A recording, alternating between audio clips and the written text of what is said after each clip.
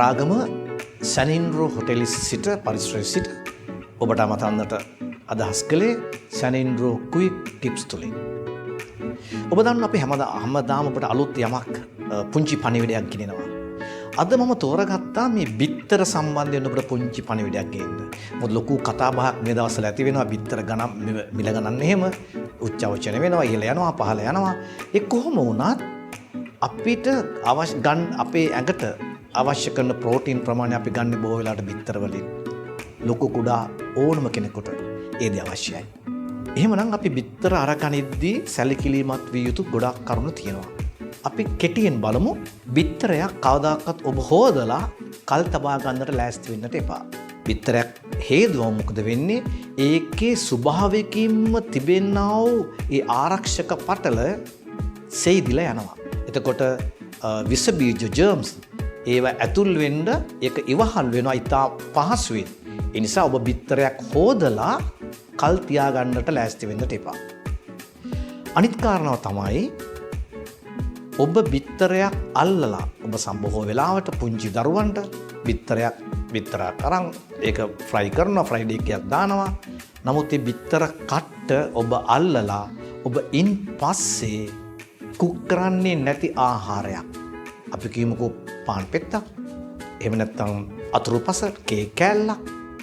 අපි ඒ සැනින් ගිහිල්ලා අල්ලනවා. එතකොට මේ බිත්තරය පිටතින් තියෙන්නට පුළුවන් බොහෝ වෙලාවට පිරිසුදු නොකළ බිත්තරවල තියෙන්නට පුළුවන් විස බීජ. ඒතර ඔබ බිත්තරේ අල්ලලා ඒ විස බීජ පිටින් තමයි ආයෙත් ready to eat එහෙම නැත්නම් සූදානම් කරලා තිබෙනා වූ කෑමකට ඔබ අත තබන්නේ. එම විස බීජ ඒ බිත්තර කට්ට පිටතින් තිබුණ විස බීජය ඔබ නොදැනුවත්වම ඔබේ අත් මාර්ගයෙන් ඔබේ ඇඟිලි මාර්ගයෙන් ඒ කෑමට ගමන් කරනවා. ඒ නිසා විශේෂයෙන් පුංචි ළමයින් අපි ආරක්ෂා කරගන්න ඕන. ඒ වගේම වැඩිහිටියන් ආරක්ෂා කරගන්න ඕන මෙන්න මේ දේ. ඒ නිසා මින් පස්සේ ඔබ කෑමක් හදද්දී බිත්තර ආශ්‍රිතව කෑමක් හදද්දී ඔබ බිත්තරේ ඇල්ලුවා නම් ඒ බිත්තරේ ඇල්ලුවට පස්සේ අනිවාර්යයෙන්ම අත් සෝදාගත යුතුයි. පිරිසුදු කළ යුතුයි.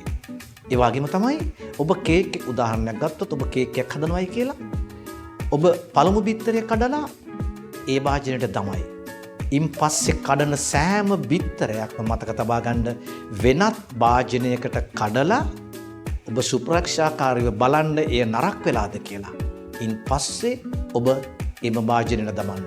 එහෙම නැත්නම් වෙන්නේ ඔබ මේ සමහර වෙලාවට බිත්තර 10ක් කඩන්න පුළුවන් 11 වෙනි බිත්තරේ නරක් වුණොත් අර බිත්තර 11ම ඔබට විසි කරගන්න සිද්ධ වෙනවා.